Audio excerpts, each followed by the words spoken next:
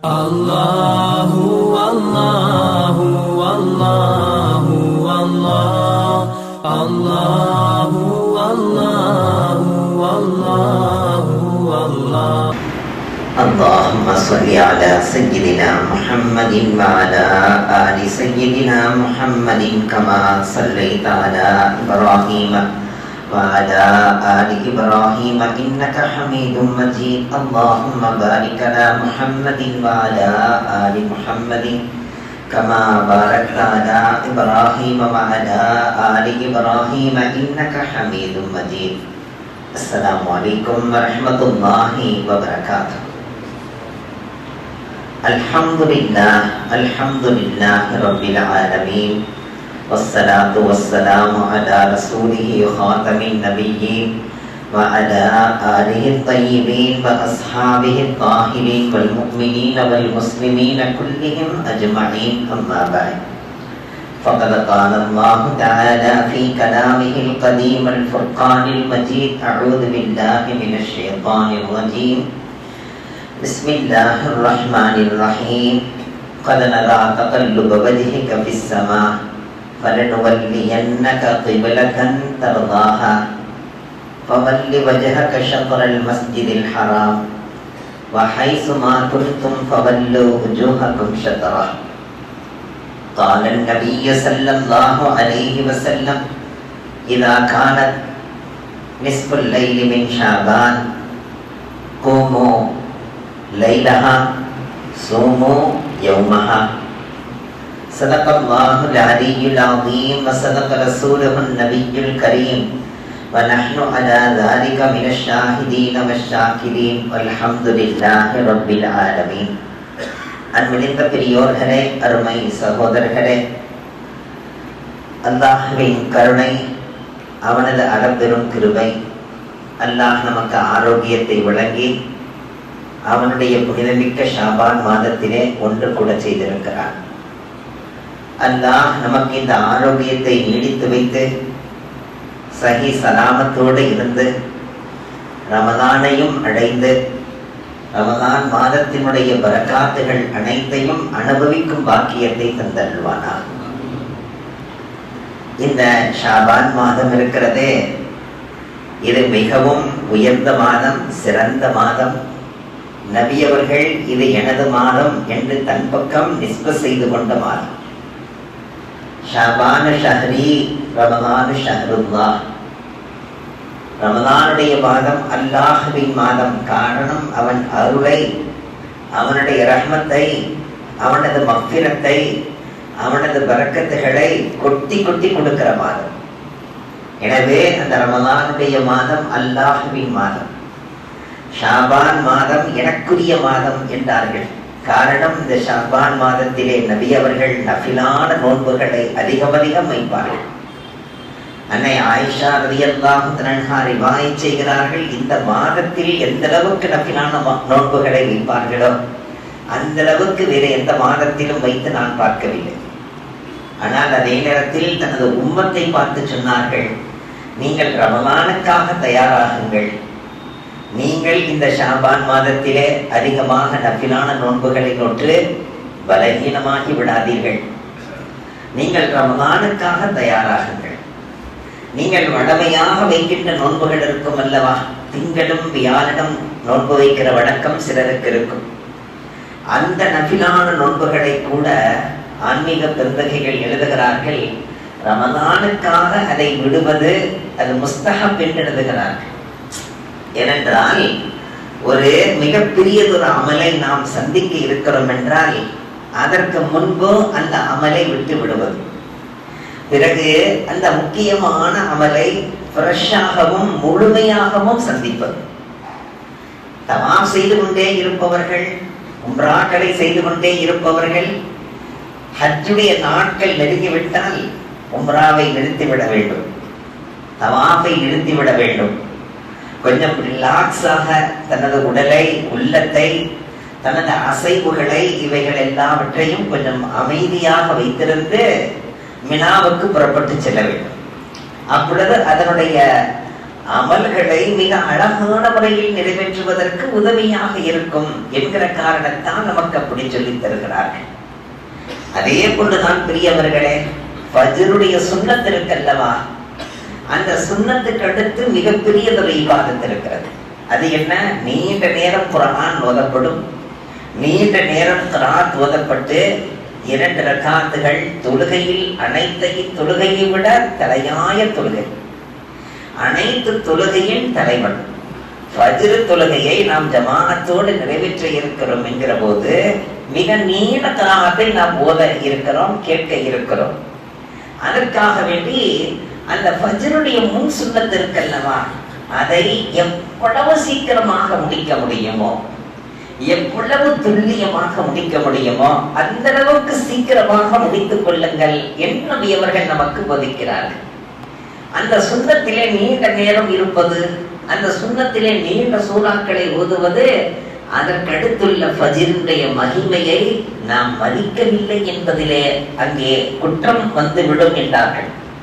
எனவே அந்த ஃபஜ்ருடைய தொழுகையை பரிபூர்ணப்படுத்துவதற்காக, அதை நிம்மதியாக தொழ வேண்டும் என்பதற்காக சுன்னத்தை மிக சுருக்கமாக தொழுது கொள்ளுங்கள் என்றார்கள். பக்கத்திலே அன்னை ஆயிஷா அம்மா இருந்தார்கள்.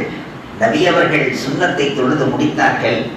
அத்தஹியாத்திலே இருந்து சலாம் கொடுத்த மாத்திரத்தில், எப்பொழுது சலாம் கொடுப்பார்கள் என்று எதிர்பார்த்து காத்திருந்தார்.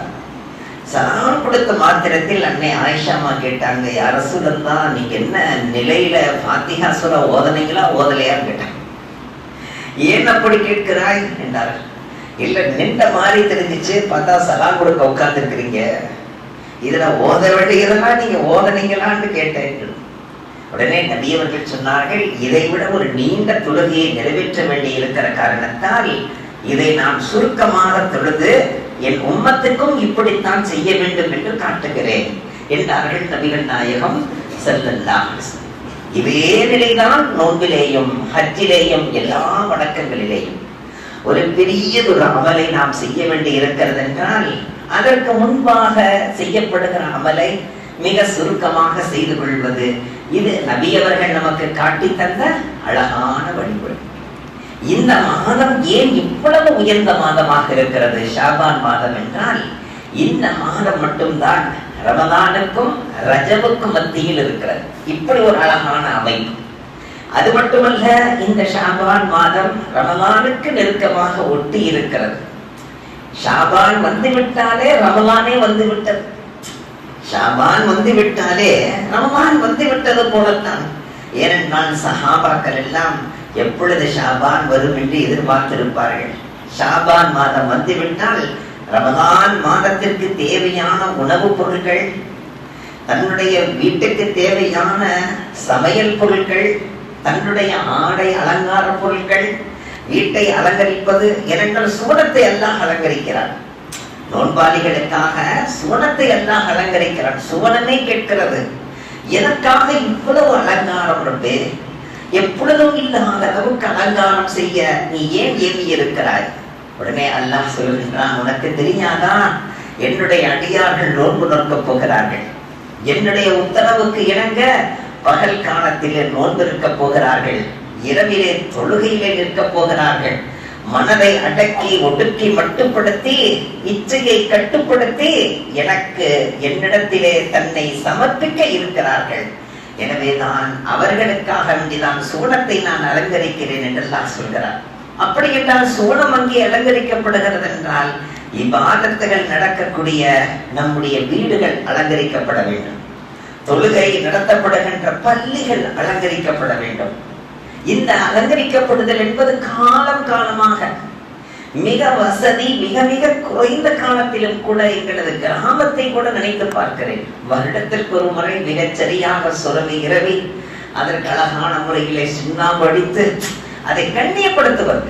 செலவு எவ்வளவு என்பதல்ல, குறைந்த செலவாக இருந்தாலும் பரவாயில்லை, நான் கண்ணியப்படுத்தினேன். அங்கே நீ சுவனத்தை அலங்கரிக்கிறாய், இங்கேயும் சுவனம் தான், எங்களுக்கு பள்ளி சுவனம், நாங்கள் தங்கி இருக்கிற வீடு, அந்த வீட்டிலே நடைபெறுகின்ற இபாதத் சுவனம். எனவே அதை அலங்கரிப்பது, அதிலே கவனம் செலுத்துவது, அதிலே எந்த வகையிலும் வீண் விரயம் என்று எந்த வகையிலும் சத்தம் வராது. அதற்கு மிக அழகான ஒரு நேர்த்தியான ஒரு பதில் தான் இருக்கிறது. அது என்ன? அல்லாஹ் அங்கே சந்தோஷம் அடைகின்றான், அதே சந்தோஷத்தை நாங்களும் இங்கே அடைகிறோம். அதற்கான ஏற்பாடுகளை எல்லாம் செய்து கொள்வது. ரமலானுடைய மாதத்தில் துணி எடுப்பதற்காக சென்று 3 நோன்புகள் விடக்கூடியவர்கள் உண்டு. ரமலானுடைய மாதத்திலே தவம் கடந்து சில இடங்களிலே அங்கேயே இருந்து நான் தைத்துக் கொண்டுதான் வருவேன் என்று சொல்லி தையல் கடையில ஏத்துக்காம இருப்பதெல்லாம் உண்டு. அந்த போன்ற நிலைகள் எல்லாம் வரக்கூடாது என்கிற காரணத்தால் தான் சஹாபாக்கள் ஷாபான் மாதத்திலேயே தன்னுடைய வீட்டுக்கு தேவையான மளிகை சாமான்களை வாங்கி விடுவார்கள். தனது வீட்டுக்கு தேவையான பொருட்களை எல்லாம் ஒன்று சேர்த்து விடுவார்கள். கடன் கொடுக்க வேண்டி இருந்தால் கொடுத்து விடுவார்கள். கடன் பெற வேண்டி இருந்தால் அவரிடத்தில் கொடுக்க முடிந்தால் கொடுத்து விடப்பா, இல்லை என்றால் பரவாயில்லை, நீ அதை பற்றி கவலைப்படாதே, ரமதானுக்கு பிறகு பார்த்துக் கொள்ளலாம் என்று அவரது உள்ளத்துக்கு நிம்மதி சொல்லி விடுவார்கள். ஏனென்றால் ரமதானுடைய மாதம் அனைவருக்கும் பீஸ்ஃபுல்லாக இருக்க வேண்டும், அனைவருக்கும் மனதிற்கு நிம்மதி தர வேண்டும் என்கிற காரணத்தால் குற்றவாளிகளுக்கு தண்டனையா அதை ஷாபான் மாதத்திலே நிறைவேற்ற முடியுமா என்று பார்ப்பார்கள். தண்டனை நிறைவேற்ற முடிந்தால் பரவாயில்லை, நிறைவேற்ற முடியாமல் போனால் அவனுக்கு நிம்மதியாக சொல்லிவிடுவார்கள், தண்டனை என்பது இப்பொழுது கிடையாது, ரமதானுக்கு பிறகுதான், நீ அதை நினைத்து கவலைப்பட்டிருக்க தேவையில்லை, ரமதானுடைய மாதத்தை நீயும் சந்தோஷமாக அனுபவித்திடு என்று அங்கேயும் தீர்ப்பு செய்வார்கள்.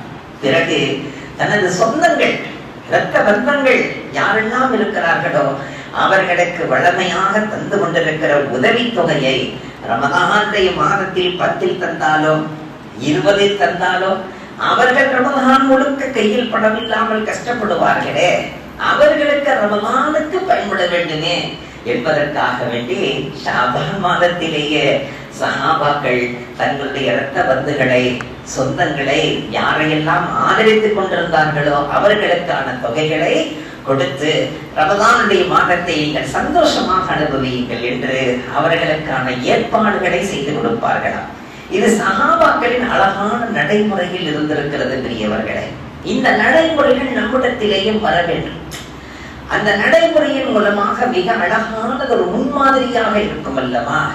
நபிகள் நாயகம் ஸல்லல்லாஹு அலைஹி வஸல்லம் சொன்னார்கள், யார் ரமலானுடைய மாதத்தை முழுமையாக கண்ணியப்படுத்தி விடுகிறார்களோ, ரமலானுடைய மாதத்தை யார் முழுமையாக கண்ணியப்படுத்தி விடுகிறார்களோ அடுத்த ரமலான் வரையிலும் அல்லாஹ் அவர்கள் விஷயத்தில் பொறுப்பேற்றுக் கொள்வான்.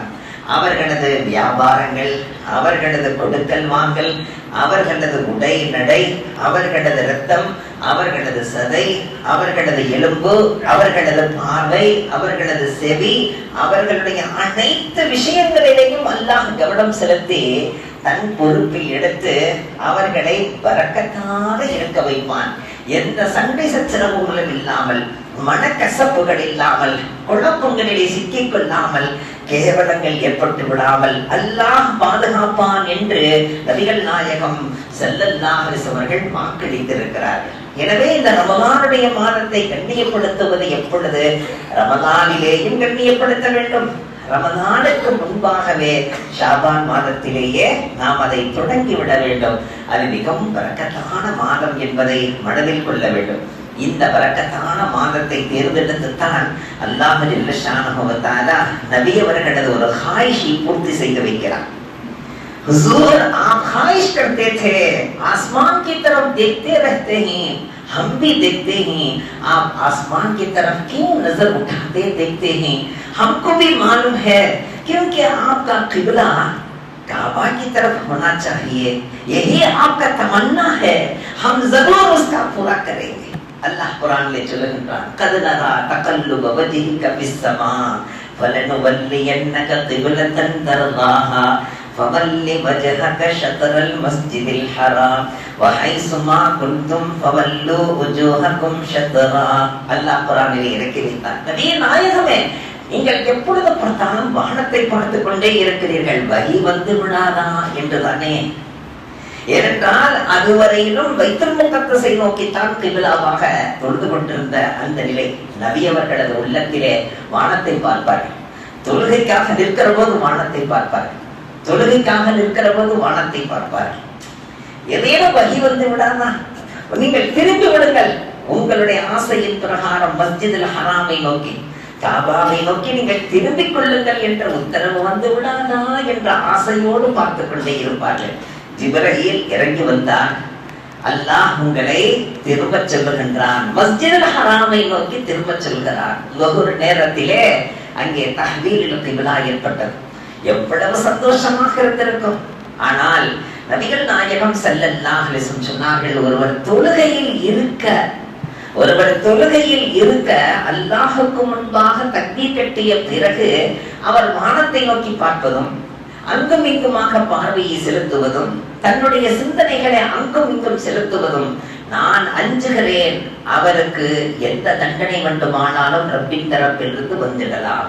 அதிலும் மிக குறிப்பாக முக மாற்றங்கள் நிகழ்ந்திடலாம். ஒரு மாற்றம் என்பது இந்த உம்மத்துக்கு கிடையாது. நபி அவர்கள் நமக்கு அல்லாஹ்விடத்திலே பெற்று தந்து விட்டார்கள்.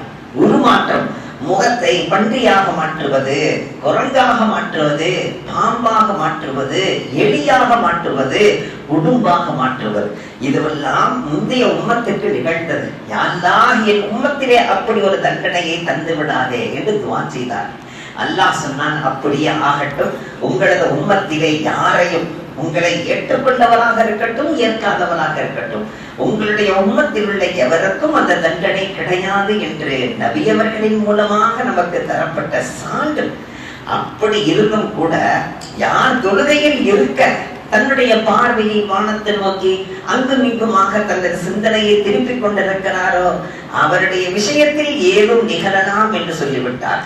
அதே நேரத்தில் இந்த கிப்லாவுடைய திசை மாற்றம் ஏற்படுகின்ற வரையிலும் தொழுகையில் தக்பீர் கட்டுவதற்கு முன்பாக வரை நபி அவர்கள் வானத்தை பார்த்துக் கொண்டே இருப்பார்கள். வானத்தை பார்ப்பார்கள், வகி வரவில்லை, தக்பீர் கட்டி விடுவார்கள், வகி வரவில்லை, தக்பீர் கட்டி விடுவார்கள்.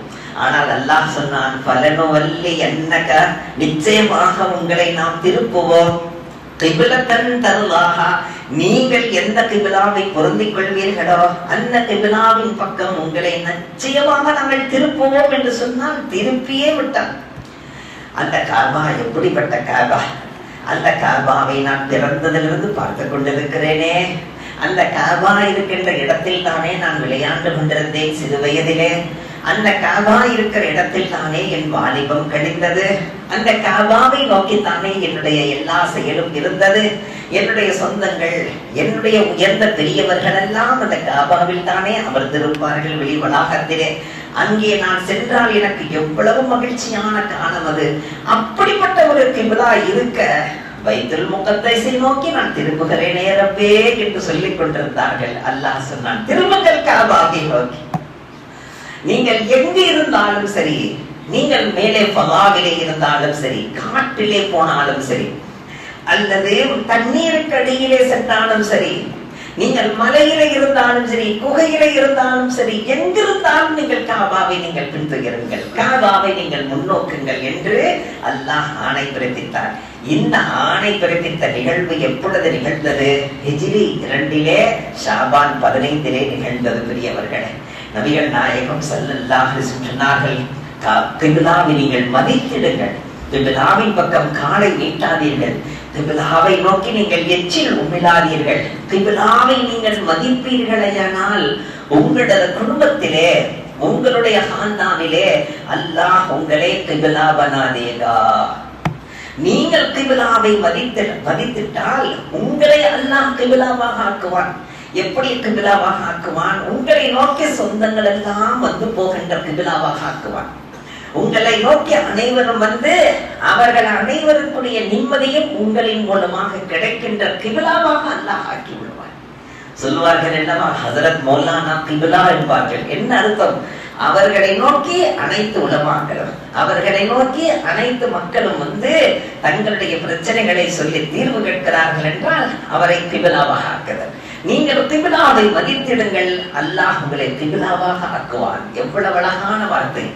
எனவேதான் கிப்லாவை நோக்கி யார் எச்சில் உமிழ்ந்தார்களோ நாளை கியாம நாளையிலே அவர்களது முகத்திலே அவர்கள் துப்பிய எச்சில் அவர்களது முகத்திலே வடிந்து கொண்டிருக்க வருவார்கள் என்று நபிகள் நாயகம் ஸல்லல்லாஹு அலைஹி வஸல்லம் சொன்னார். முர்ஷித் ஆலம் ரஹ்மத்துல்லாஹி நம்பரல்லாஹ் மர்கதஹு, அவர்களுடைய சிஷ்யர் தான் பெரியவர்களே. நாம் சமீபத்திலே நக்ஷபந்தி ரஹ்மத்துல்லாஹி அவர்கள் வஃபாத்தானார்களே, அவர்களுடைய ஷேக் தான் முர்ஷித் ஆலம் ரஹ்மத்துல்லாஹி அலைஹி.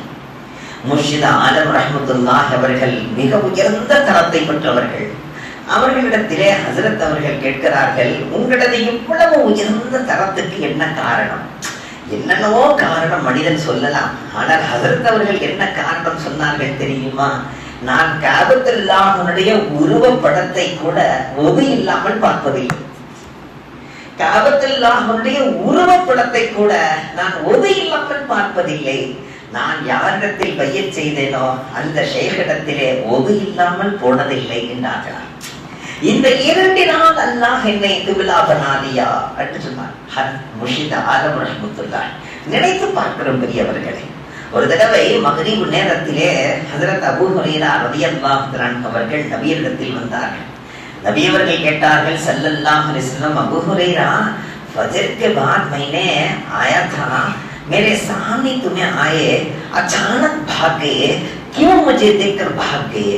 नबी அவர்கள் கேட்டார், நான் ஃபஜ்ரை தொழுது விட்டு வெளியே வந்தேன், நீங்கள் அந்த நேரத்தில் என்னை முன்னோக்கி வர நான் பார்த்தேன், பக்கத்தில் வருவீர்கள் என்ற ஆசையிலே நான் இருந்தேன், திடீரென பார்த்தேன் உங்களை காணவில்லை, இடையில் ஒரு சந்து வந்தது, அந்த சந்திலே நீங்கள் போயிருக்கிறீர்கள், எதற்காக அப்படி நீங்கள் உங்களை மறைத்துக் கொண்டீர்கள்? யா ரசூலல்லாஹ், நான் குளிப்பு கடமையாக இருந்தேன், அந்த நிலையில் உங்களை பார்க்க கூடாது என்று நான் சென்று விட்டேன் யா ரசூலல்லாஹ்.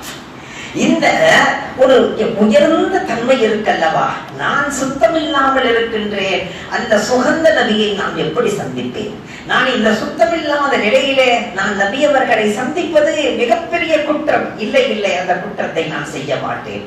அந்த அளவுக்கு தான் முர்ஷித் ஆலம் ரஹ்மத்துல்லாஹி அவர்கள் இருந்திருக்கிறார்கள். என்னுடைய ஷேഖினுடைய அந்த பார்வையிலும் கூட நான் ஒது இல்லாமல் இருக்கக்கூடாது என்பதிலே கவனமாக இருந்தேன். அல்லாஹ் என்னை கிபிலாவாக ஆக்கினார். எனவே நான் எத்தனையோ நபர்களை பார்க்கலாம், கிபிலாவை நோக்கி காலை நீட்டிக் கொள்வார்கள், கிபிலாவை நோக்கி முதுகை காட்டுவார்கள், கிபிலாவை நோக்கி எச்சில் துப்பி விடுவார்கள். அதை பற்றி தெரியாத காரணத்தால் மதீனா நகரத்திலிருந்து ஒருவரிடத்திலே ஹதீஸ் இருக்கிறது, நபி அவர்களுடைய ரிவாயத் செய்யப்பட்ட அந்த ஹதீஸ் அவரிடத்தில் இருக்கிறது என்று அந்த ஹதீஸை பெறுவதற்காக வேண்டி மதீனா நகரத்திலிருந்து வருகிறார். மதீனா நகரத்திலிருந்து பல்லாயிரக்கணக்கான மைல்களை கடந்து, பல்ல மேடுகள் எல்லாம் கடந்து, மிகச் சிரமங்கள் பட்டு, காலெல்லாம் புண்ணாகி போய் அந்த பெரிய மனிதர் இருக்கும் இடத்தை அடைந்து விட்டார். அந்த கிராமத்திலே இன்ன வீட்டில் தான் அவர் இருக்கிறார், அவரிடத்தில் தான் அந்த ஹதீஸ் இருக்கிறது என்று தெரிந்து அந்த ஹதீஸை சேகரிப்பதற்காக வந்தவர். எங்கிருந்து வந்தார்? மதீனா நகரத்திலிருந்து. அந்த ஹதீஸை சேகரிக்க வருகிற போது வீடு காட்டப்படுகிறது. அந்த வீட்டிலிருந்து ஒரு பெரிய மனிதர் வெளியே வருகிறார். வந்தவர் வெளியில் கட்டி இருக்கக்கூடிய ஆடு, அந்த ஆட்டை அவிழ்த்து வீட்டுக்குள் கொண்டு போக நினைக்கிறார். அந்த ஆடு வர மறுக்கிறது. உடனே கையில் வைத்திருந்த அந்த ஆட்டுக்குரிய தீவனம் இருக்கும் அல்லவா, அதை வாய் வரையிலும் கொண்டு போய் காட்டி காட்டி காட்டி உள்ளே கொண்டு போய் விட்டார். இதை பார்த்த மாத்திரத்திலேயே நெருடல் ஏற்பட்டது. ஆட்டை ஏமாற்றக்கூடியவர் ஆட்களை ஏமாற்ற மாட்டாரா? ஆடுகளை ஏமாற்றக்கூடியவர் ஆட்களை ஏமாற்ற மாட்டாரா? அந்த எண்ணம் வந்தது கல்வியில். சிறிது நேரம் ஆனது. அவரது வாய் முழுக்க புதைப்பிக் கொண்டிருந்தார் பாக்கு வெத்தலை. வெளியில் வந்து துப்புவதற்காக வந்தார். அந்த 2வது காட்சி, அவர் வெளியே வந்த மாத்திரத்தில் கையில் இருந்த குடுவையிலே தண்ணீரை வாயில் ஊற்றி கொப்பளித்து கிபிலாவை நோக்கி துப்ப பார்த்தார். அவர் துப்பிக் கொண்டிருக்கிறதை பார்த்த மாத்திரத்தில் அருகாமையில் கூட செல்லாமல் திரும்பி வந்தார். ஊர்க்காரர்கள் கேட்டார்கள், நீண்ட தூரம் சென்று வந்தீர்கள், மதீனா நகரத்திலிருந்து வந்திருக்கிறீர்கள், அவரை சந்திக்கிற இடத்தையும் பார்த்து விட்டீர்கள், அவரது வீடும் தெரிந்து விட்டது, எதற்காக அவரிடத்தில் ஹதீஸை வாங்காமல் செல்கிறீர்கள்? இல்லை இல்லை, ஹதீஸை வாங்கும் நிலையில் இல்லை. ஒன்று ஆடுகளை ஏமாற்றுகிறார், இன்னொன்று கிபிலாவை நோக்கி அவர் உமிழ்ந்ததை நான் பார்த்தேன். நபியவர்களுடைய அந்த சொல்லுக்கு மாற்றம் செய்யக்கூடிய ஒரு மனிதரிடத்திலிருந்து ஒரு ஹதீஸை நான் பெற வேண்டுமா? அப்படி ஒரு ஹதீஸ் எனக்கு வேண்டாம், எனக்கு நம்பிக்கை இழந்து விட்டேன், எனவே நான் செல்கிறேன் என்று. அப்படி என்றால் கிபிலாவை மதிப்பவர்களை அல்லாஹ் எவ்வளவு மதிக்கிறான். கிபிலாவை மதிக்காதவர்களை அல்லாஹ்வும் மதிக்க மாட்டான் என்பது நமக்கு புரிகிறது. இதே ஷாபான் மாதத்தில் வைத்து தான் பெரியவர்களே, ஒருவருக்காக தண்ணீர் இல்லாமல் போனால் நீங்கள் தயமம் செய்து கொள்ளலாம். மண்ணை கொண்டு நீங்கள் இப்படித்தான் தயமம் செய்ய வேண்டும் என்று நபி அவர்கள் தயமம் செய்கின்ற முறையை காட்டி தந்தார்கள். காட்டி கொடுத்து விட்டு சொன்னார்கள், தயமம் செய்த பிறகு தண்ணீரே கிடைத்து விட்டாலும் மீண்டும் ஒரு முறை நீங்கள் உதவி செய்ய வேண்டியதில்லை. நீங்கள் தயமத்திலே நிறைவேற்றிய தொழுகையை அல்லாஹ் அப்படியே கபூலாக்கி கொள்வார். யா ரசூலல்லாஹ், எனக்கு குளிப்பு கடமையாகிவிட்டது, தண்ணீர் இல்லாமல் இருக்கிறது, நான் என்ன செய்வது என்று வந்து கேட்டார். போர்க்களத்தில் வைத்து தான் கடமையானது பெரியவர்களே. பனீல் முஸ்தலக் என்கிற ஒரு போர், அந்த போருக்கு போய்விட்டு திரும்பி வருகிற நேரத்தில் தான் தயமத்தினுடைய சட்டம் நபி அவர்களுக்கு கிடைத்தது. இந்த உம்மத்துக்கு எவ்வளவு பெரிய பாக்கியம் தெரியுமா? இந்த தயமத்தினுடைய சட்டத்தை இதற்கு முன்னுள்ள எந்த உம்மத்துக்கும் அல்லாஹ் தரவில்லை. அல்லாஹ் இந்த உம்மத்துக்கு தந்தான். எவ்வளவு லேசாக்கி விட்டான் தயமத்தினுடைய சட்டம் வந்ததினால். அந்த சஹாபி வந்து கேட்கிறார், யா ரசூலல்லாஹ், நான் பிரயாணத்திலே உங்களோடு தான் இருக்கிறேன், ஆனால் இப்பொழுது நான் குளிக்க வேண்டும், குளிப்பதற்கு தண்ணீர் இல்லை, நான் என்ன செய்வேன்? தயமம் செய்து கொள் என்றார்கள் நபிகள் நாயகம் ஸல்லல்லாஹு அலைஹி வஸல்லம். உடனே அவர் சென்றார், தமஅலது கதமஉலில் பதீர், தமஅலது கதமஉலில் பதீர். ஒரு கோவேரி கழுதை மண்ணிலே எப்படி புரண்டு எழுமோ அப்படி நான் புரண்டு மண்ணை கொண்டு என்று நபி அவர்கள் சொல்லிவிட்டார்கள். அவ்வளவுதான். மீண்டும் கேட்பதற்கு தைரியம் இல்லை. மண்ணை கொண்டு என்றால் அந்த மண்ணை கொண்டு எப்படி என்று கேட்க தைரியம் இல்லை. உடனே மண்ணிலே புரண்டு எழுந்தார். உடலெல்லாம் மண்ணாகி எல்லா இடத்திலும் மண்ணை தடவி கொண்டு வந்து நின்றார். யா ரசூலல்லாஹ், இப்படித்தானே என்றார். இப்படியா உங்களை செய்ய சொன்னேன், இருங்கள், தயம்மம் எப்படி செய்வது என்று நான் காட்டி தருகிறேன் என்று. சஹாபிகள் சாதாரணமானவர்கள் அல்ல பெரியவர்களே. அவர்கள் கையை உயர்த்தினால் மலக்குகள் இறங்கினார்கள் என்று வருகிறதே, சும்மா இறங்குவார்களா? நபி அவர்கள் மண்ணிலே செய்கின்றார்கள், உடனே மண்ணிலே புரண்டு எழுந்தார். அவர்கள் தான் சஹாபாக்கள். ஆனால் நாம் ஒன்றை சொன்னால் எத்தனை கேள்விகள். அதுல பைசாக்கி வைசாக்கி கைசாக்கி மைக்காக்கரும், நான் என்ன செய்வேன்? ஒரு சந்தோஷமாக ஒரு சந்தேகத்தை கேட்டால் பரவாயில்லை, சங்கடமாக இல்லை இல்லை, சஹாபிகள் சந்தோஷமாக நிறைவேற்றினார்கள். அதை கொட்டி விடுங்கள் என்றால் உடனே கொட்டி விட்டார்கள். எல்லோரும் கீழே கொட்டி விடுங்கள், உடனே கொட்டி விட்டார்கள். ஹராமாக்கப்பட்டு விட்டது, சாராயம் ஹராமாக்கப்பட்டு விட்டது, உடனே கொட்டி விட்டார்கள். பேரல் பேரலாக கொட்டினார்கள். வாயிலே வைத்திருக்கிறார்கள் கடைசி மிடரு, இனி எங்க நாம குடிக்க போறோம், அதை குடிச்சுக்கலாம், அதையும் துப்பினார்கள். அவர்கள் தான் சஹாபாக்கள். அந்த கடைசி மிடரு இல்லை இல்லை இல்லை, ஹராமாக்கப்பட்ட பிறகு அந்த கடைசி மிடரு என்பதற்கெல்லாம் பேச்சில்லை, அதையும் துப்பினார்கள். அவர்கள் தான் சஹாபாக்கள். இப்படி தயமத்தினுடைய சட்டம் இருக்கிறதே, இந்த உம்மத்துக்கு அல்லாஹ் அருளிய நிஅமத் என்று சொன்னார். அந்த தயமத்தினுடைய சட்டம் ஹிஜ்ரி 2 பனீல் முஸ்தலக்கில் வைத்து இதே ஷாபான் மாதத்திலே அது கடமையாக்கப்பட்டது என்று நாம் பார்க்கிறோம். இதே போன்றுதான் ஹஜ்ரத் அனஸ் ரலியல்லாஹு அன்ஹுடைய வஃபாத்தும் இந்த ஷாபான் மாதத்திலே தான் நிகழ்ந்திருக்கிறது. ஹஜ்ரத் அனஸ் ரலியல்லாஹு அன்ஹு அவர்கள் நபிகள் நாயகம் ஸல்லல்லாஹு அலைஹி வஸல்லம் அவர்களுக்கு 10 ஆண்டுகள் பணிவிடை செய்த பெருந்தகை.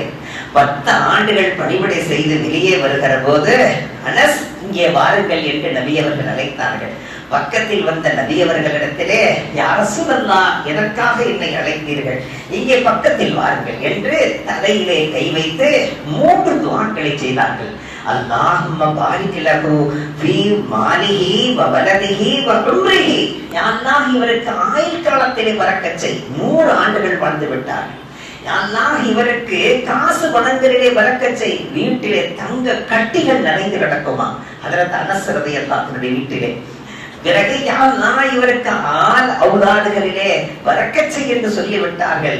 இவர்களது பிள்ளைகள் பேரன் பேத்திகள் மொத்தமாக கணக்கெடுத்தால் 150 நபர்களாக இருந்தார்களா? நினைத்து பார்க்கிறோம். பிறகு கிதாபிலே வருகிறது, உங்களுடைய பரக்கத்தான வாழ்க்கைக்கு எது காரணம் தெரியுமா? உங்களிலே வயது மூத்தவர்களோடு நீங்கள் இணைந்திருப்பது உங்களது வாழ்க்கையிலே பரக்கத்தை ஏற்படுத்தி தரும். உங்களுடைய வயதில் மூத்தவர்களை நீங்கள் அனுசரித்து நடப்பது உங்களது வாழ்க்கையிலே பரக்கத்தை ஏற்படுத்தி தரும். அந்த தாலுக் இருக்கல்லவா, உங்களை விட வயதில் மூத்தவர்களை அனுசரித்து நடக்கின்ற அந்த தாலுக், அது சாதாரணமானதல்ல. அதை அனுசரிப்பது என்பது அவ்வளவு சாதாரணமான விஷயம் அல்ல. அவர்களுக்கு ஒரு முறை சொன்னால் போதாது, 9 தடவை சொன்னால் அவர்களுக்கு விளங்கும் என்றிருந்தால் 9 தடவை சொல்லி விளங்க வைக்க வேண்டும். அவர்களிடத்தில் கோவிப்பதோ, அவர்களிடத்தில் டென்ஷன் ஆவதோ, அவர்களை மட்டம் தட்டுவதோ, அவர்களை ஓரமாக ஒதுக்கி அமர வைப்பதோ அவனது வாழ்க்கையிலே மிகப்பெரியதொரு சூனியத்தை சந்திக்க வேண்டியிருக்கும் என்று எழுதுகிறார்கள். நபிகள் நாயகம் ஸல்லல்லாஹு அலைஹி வஸல்லம் பணிவிடை செய்து நபியவர்களால் கிடைத்த அந்த பரக்கத்தான துஆவை பெற்ற ஹஜ்ரத் அனஸ் ரலியல்லாஹு அன்ஹு அவர்கள் இந்த மாதத்தில் வைத்துத்தான் இறந்திருக்கிறார்கள். மஹ்மூத் அல்-கஸ்னவி நாமெல்லாம் கேள்விப்பட்டிருக்கிறோம். மஹ்மூத் அல்-கஸ்னவி என்ற பேரரசராக வாழ்ந்திருக்கிறார். அவர் சௌமினாத் என்கிற இடத்தை வெற்றி கொண்ட அந்த மாதமும் இந்த ஷாபான் மாதத்தில் தான். அல்லாஹ் அந்த வெற்றியை அவருக்கு தந்தார். மஹ்மூத் அல்-கஸ்னவி ரஹ்மத்துல்லாஹி அவர்கள் அந்த காலத்தில் இருந்த முகலாய மன்னர்கள் எல்லாம் தங்களுக்கு மேலே அந்த நேரத்தில் இருந்த பெருந்தகைகள், ஆலிம் உலமாக்கள், ஷேகுமார்கள் அவர்களிடத்திலே தொடர்புடையவர்களாகவே இருந்திருக்கிறார்கள். அவர்களது கைகளிலே பையச் செய்யக்கூடியவர்களாக இருந்திருக்கிறார்கள். அவர்கள் ஓதச் சொல்லுகின்ற வலீஃபாக்களை காலையிலும் மாலையிலும் ஓதக்கூடியவர்களாக இருந்திருக்கிறார்கள். மஹ்மூத் அல்-கஸ்னவி ரஹ்மத்துல்லாஹி அவர்கள் அபுல் ஹஸன் அல்-கர்கானி ரஹ்மத்துல்லாஹி அந்த நேரத்தில் இருந்த பெருந்தகை அவர்களிடத்திலே சென்று அங்கே அமர்ந்து, நாளைக்கு ஒரு போர் நடக்க இருக்கிறது, அதிலே அல்லாஹ் எனக்கு வெற்றி தர வேண்டும், அதற்கு நீங்கள் துஆ செய்யுங்கள் என்று சொன்ன மாத்திரத்தில் தான் அமர்ந்திருந்த அந்த இடத்தை விட்டும் எழுந்து இங்கே அமருங்கள் என்று சொல்ல உடனே அந்த இடத்தில் போய் அமர்ந்து கொண்டார்கள். உடனே சொன்னார்கள், எப்பொழுது நான் எழுந்த அந்த இடத்தில் அமர சொன்னேனோ நீங்களும் உடனே அமர்ந்தீர்களோ வெற்றி நிச்சயம் என்றார்கள். நான் கேட்கிறேன், அந்த நேரத்தில் வைத்து எனக்கு கஷ்டமாக இருந்தால், உள்ளம் திடுக்கமாக இருந்தால், வெற்றி கிடைக்குமா கிடைக்காதா என்ற கவலையில் இருந்தால் நான் அந்த நேரத்தில் என்ன செய்ய வேண்டும் என்று கேட்டார். உடனே அபுல் ஹஸன் அல்-கர்கானி ரஹ்மத்துல்லாஹி அவர்கள் தான் போட்டிருந்த ஜுப்பாவை கலட்டி அவரிடத்திலே கொடுத்து, நாளைக்கு நடக்கிற போரிலே திடுக்கமான நிலை ஏற்பட்டால் இந்த ஜுப்பாவை ஒரு ஓரத்திலே விரித்து அதற்கு பக்கத்திலே தொழுங்கள், தொழுதுவிட்டு சொல்லுங்கள், யா அல்லாஹ் இந்த ஜிப்பாவுக்குரியவர் உன்னிடத்தில் ஏற்புடைய மனிதராக இருந்தால், நீ அவரை கபூல் செய்திருந்தால் அவரின் பொருட்டால் எனக்கு வெற்றி கொடு என்று கேள், அல்லாஹ் என்னை பொருந்திக் கொண்டிருந்தால் உனக்கு வெற்றி கிடைக்கும். உடனே அதே போன்று விரித்தார், துஆ செய்தார், அல்லாஹ் வெற்றி வந்து விட்டான். வந்து சந்திக்கவே இல்லை. பிரச்சனையின் போதுதானே சந்திப்பார்கள், பிறகு சந்திக்கவே இல்லை. பல மாதங்களுக்கு பிறகு அபுல் ஹஸன் அல்-கர்கானி ரஹ்மத்துல்லாஹி அவர்களை சந்திக்க வருகிறார் மஹ்மூத் அல்-கஸ்னவி. உடனே ஹஜ்ரத் அவர்கள் கேட்டார்கள், கியா ஃபதா ஹுவி கியா ஹமாரி ஜுப்பா காம் ஆயி அப்படி கேட்டாங்க. என்ன என் ஜுப்பா உங்களுக்கு வேலைக்கு உதவுச்சா, ஏதாவது பிரயோஜனம் ஆச்சான்னு கேட்டாங்க. ஹஜ்ரத் தும்ஹாரே ஜுப்பா கி வஜஹ சே ஷஹரத், உங்க ஜுப்பாவை விரிச்சு தான் வெற்றி பெற்றேன், என்ன துஆ கேட்டீங்க அப்படின்னு. இந்த ஜுப்பாவுக்குரியவர் உன்னிடத்தில் கபூலியத்தை பெற்றவராக இருந்தால் எனக்கு வெற்றி கொடு என்று கேட்டேன், அல்லாஹ் எனக்கு வெற்றி தந்தான். என்னங்க நீங்க இப்படி நீங்க துஆ செஞ்சிருக்கிறீங்க, ரீட்டெயில்ல வியாபாரம் செஞ்சிருக்கீங்களா, ஹோல்சேல்ல பண்ணிருக்கலாம் இல்ல, இந்த போரிலே நடக்கின்ற இந்த போரிலே எனக்கு வெற்றி கொடு என்று கேட்டு அந்த போர்ல மட்டும் வெற்றி வாங்கிட்டீங்களே, நீங்க அல்லாஹ்ட்ட இப்படி கேட்டிருக்க கூடாதா? இந்த ஜிப்பாவுக்குரியவர் உன்னிடத்தில் கபூலியத்தை பெற்ற மனிதராக இருந்தால் இனிமேல் அனைத்து காரியத்திலேயும் எனக்கு வெற்றி கொடு என்று கேட்டிருந்தால் மௌத்து வரையிலும் நீங்கள் தோல்வியை சந்தித்திருக்கவே மாட்டீர்கள் என்றார். அப்படிப்பட்ட ஒரு பேரரசர் அவருடைய வெற்றி இந்த மாதத்தில் வைத்து ஷாபானிலே வைத்து அல்லாஹ் வழங்கியதையும் சரித்திரம் நமக்கு சொல்லி காட்டுகிறது. ஆக சரித்திரங்கள் நிறைந்த மாதம், சந்தோஷங்கள் நிறைந்த மாதம். நபிகள் நாயகம் ஸல்லல்லாஹு அலைஹி வஸல்லம் சொன்னார்கள், இந்த ஷாபான் மாதத்தினுடைய நடுப்பகுதி 15வது இரவை நீங்கள் பெற்றுக்கொண்டால் நிஸ்பு ஷாபான் என்று அழகாக சொல்லப்பட்டிருக்கிறது ஹதீஸிலே. அந்த நிஸ்பு ஷாபான் வந்துவிட்டால் இரவிலே நீங்கள் நின்று தொழுங்கள், இபாதத் செய்து கொள்ளுங்கள், பகலிலே ஒரு நோன்பை வைத்துக் கொள்ளுங்கள். நீங்கள் நோன்பு நோற்றிருக்கிற நிலையிலே நீங்கள் செய்த அமல்களை எல்லாம் ஒரு வருடத்தின் அமல்கள் அல்லாஹ்விடத்திலே சமர்ப்பிக்கப்படும் போது அல்லாஹ் உங்களை மன்னித்திடுவான் என்று நபி அவர்கள் சொன்ன அந்த அழகான ஹதீஸையும் நாம் நினைவு கூறுகிறோம். வல்ல ரஹ்மான் சொன்னதை கொண்டும் கெட்டதை கொண்டும் அமல் செய்யும் பாக்கியத்தை எனக்கும் உங்களுக்கும் வாரி மாறி வழங்கிடுவானாக. அஸ்ஸலாமு அலைக்கும் வரஹ்மத்துல்லாஹி வபரகாத்துஹு.